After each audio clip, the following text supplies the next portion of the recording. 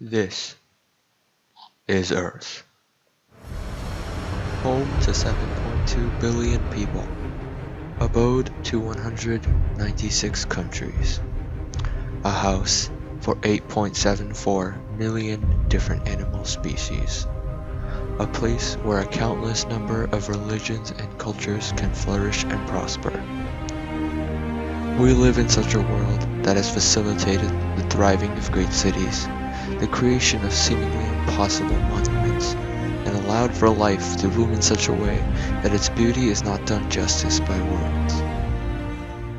However, this beauty, this love of life, this diversity, comes at a cost.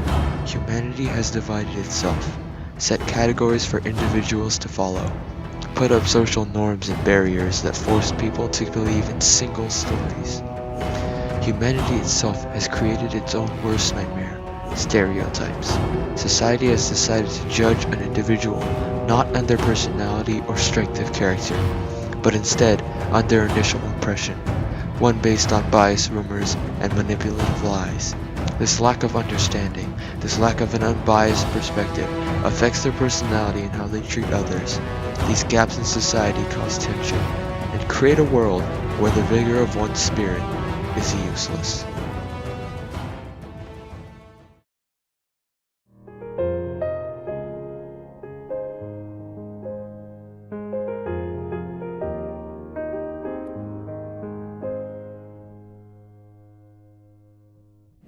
Hello. Today we are going to inform you as to the extent of stereotypes and racial discrimination in our society in the hope that by further educating our generation, we can overcome the barriers that these stereotypes have built over centuries. Stereotypes are like an invisible paradise, a silent parasite if you will, slowly stalking our subconsciousness, willing us to make rash decisions and biased decisions based on society's perception and opinion. It is a silent plague that clouds our mind, forcing and manipulating our judgment while we stand oblivious.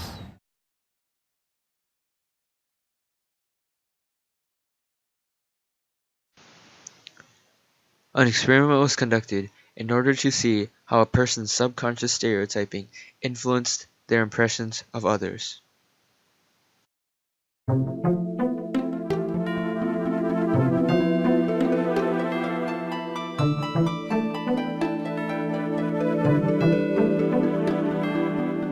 I'd say either theoretical physicist or a janitor.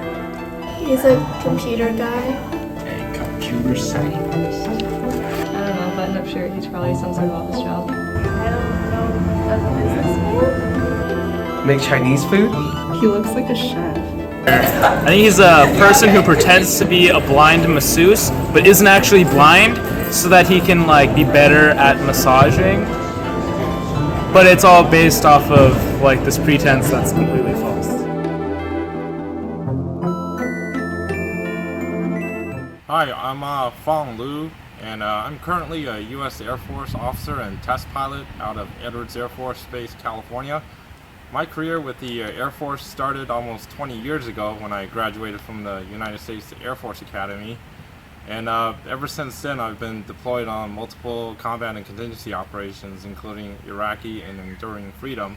What did your peers in the Air Force initially think about you? My peers in the Air Force obviously initially was always very accepting of my position and my position as an officer. However, you can always see in their eyes, it's like, what are you doing here? You're Asian. It's not a typical job for an Asian to be an Air Force officer in charge of men and equipment, and also flying as a test pilot. This document provides statistics on accepted students to the United States Air Force Academy. As you can see, the vast majority of accepted people, 77.9%, were of a non-minority race. 7.3% were of Asian descent. 10.4% were of African American descent. Less than 2% were Native American and Pacific Islanders. Football in high school, and as a wide receiver, and then I was invited to walk on to the Air Force Academy team the summer of my freshman year when I showed up at the Air Force Academy, and then I was cut the first day from the Air Force Academy football team because, again, I didn't have anything more than what the recruits had. So right after the upperclassmen found out that I attempted to try out for the football team, again, that didn't fit the stereotypical mold. I got extra screaming, extra yelling. So they gave me a hard time about it for even attempting to try out. That is when I was a young officer, we flew on a four-ship F-16. It was a test mission, a night low-level test mission. And I have a picture. It's a great picture, and I didn't even realize this until years later. So there's 5 of us, okay, 5 air crew. And I noticed years later I was standing in the middle, and the other 4 F-16 pilots, if you look at the picture, they're all blonde hair, blue eye. Typical Caucasian. All 4 fighter pilots, blonde hair, blue eye. We didn't even plan that. That was completely unscripted. It was just a average, everyday 4-ship flight. Was your ability to pursue your goals inhibited by these stereotypes? I would say yes initially, somewhat, because again, stereotypes are prevalent. It's a natural human instinct. And a great example is when I go up to my commander when I was a junior officer asking for professional military education, and there are other individuals that are asking for the same class, limited space. Again, the stereotypical test pilot is more of a Caucasian, not minority. So that, and I could see that an initial stereotype inertia that the commander has to overcome, and seriously consider me among the other Caucasian candidates is there. How can these stereotypes be combated? There's 2 ways to combat stereotypes, and they're absolutely key. The first is to recognize that stereotypes exist, and it's never ever going away. We will always stereotype as a human being, and it's never ever going away. So recognizing that there are stereotyping going around is the number 1 factor. It's like a alcoholic, admitting to being an alcoholic. So they have to realize it exists in the first place. The second thing we must do is education. It's just for guys who don't realize stereotypes exist, you need to educate them and go, yes, there is subconscious stereotyping that goes on. So you need to educate people, and then you tell them to factor that out. For example, a great example I used at our earlier meeting discussion about talking to my commander about getting professional military education. If that commander was educated, he would immediately block out the stereotype of he's not the typical guy that goes on beyond senior officer, and look at purely as much as he can his records and his past performance to make a decision. So again, education for stereotype is absolutely key, and it starts with just awareness that stereotypes do exist and is prevalent everywhere. Bong Lu was able to overcome his stereotypical boundaries and attain the rank of Air Force Major before retiring from active duty. To this day, he continues to fly test missions for the Air Force.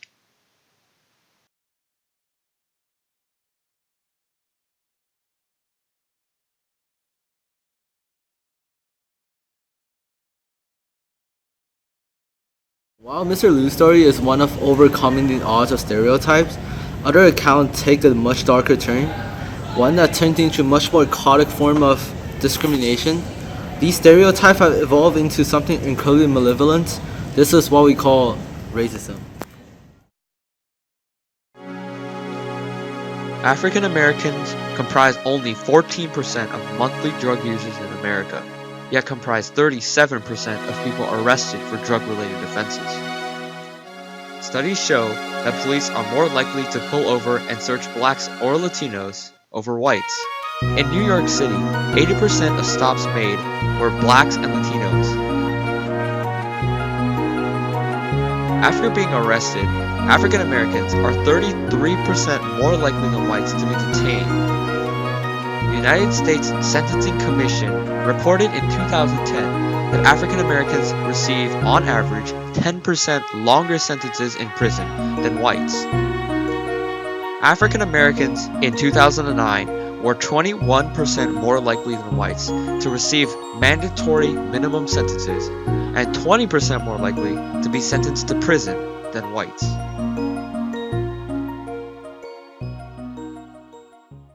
In order to gain a better grasp of how racism can personally affect a person, we interview a counselor at our school, Mr. Camera Kemp. Mr. Kemp has been a counselor for over 7 years and has experience both inside and outside of the Irvine bubble. Right. So have students come to you because they face racial discrimination and needed help? That's a really interesting question because I haven't faced it here at Woodbridge, but I have seen it in other high schools that I've been at. So students have come in regards to questions that deal with discrimination and race and things like that. Okay, so how did you respond to this student? Really just number one, helping them understand self-confidence and to be able to hold themselves in a stature to understand who they are, because if you can understand who you are as an individual, you're less likely to allow any form of discrimination really hurt you. So once you move from step one and understanding who you are as an individual, then it's really helping them to understand where these discriminations and stereotypes come from, and then how do we go about just combating it back, in a civil manner. In your eyes, how did this discrimination affect these students? It hurts. I'm not gonna lie. I mean, I think everybody has faced it, and it would be a lie to say that you could just shrug it off your shoulders and it'll be okay. The fact of the matter is, whether you have self-confidence or not, it is like a poke, like you'll feel the poke either way, right? If you think of it in physical terms. So what really matters is how you respond to that poke. Are you gonna punch somebody back, or are you gonna be like, why would you poke me? Do you think society's response to discrimination is effective? No, it is horrible. You can't, I think you hear the term, like, you can't fight fire with fire. I think I said that right. And I think that's what society's solution to the problem is there's racial tensions going on out there, and so how I'm going to solve it is to throw more racial tensions into it. So that's not really a solution to the problem. You're just feeding the flames. Do you think the racism is a problem here at Woodbridge?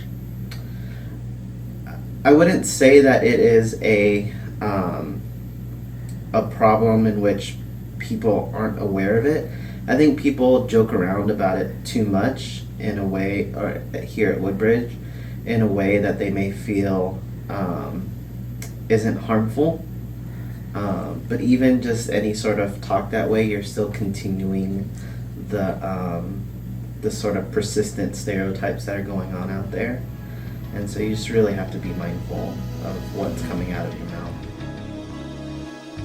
The dictionary defines racism as the belief that all members of each race possess characteristics or abilities specific to that race, especially so as to distinguish it as inferior or superior to other races.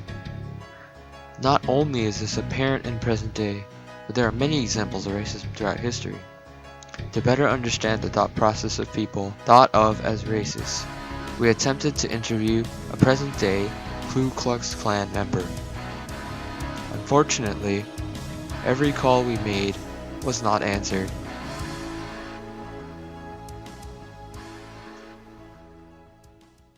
Thank you for your time, but here's the point. This situation needs immediate action. The best answer, it appears, is for the proper education for the entirety of our society, and an understanding that as a human, we will both subconsciously and consciously still stereotype because of within our own nature. Knowing this, the best way to combat this innate instinct on judging people is to understand that when we see somebody, we will instantaneously stereotype, we will instantaneously think something about them, because stereotyping is, in a way, a response to a familiar situation. However, by knowing this, we can combat this. We can understand that we will stereotype and go against and form our own individualistic ideas and opinions. As Dr. Martin Luther King Jr. said, judge not by the color of their skin, but by the content of their character. We live on a planet whose beauty is unmatched, a place where nature thrives, and a variety of life forms live together in harmony. Stereotyping is a natural instinct something that will never go away. However, understanding that generalizing an entire race is wrong and forming individual opinions on different people is a first step towards a more harmonious Earth.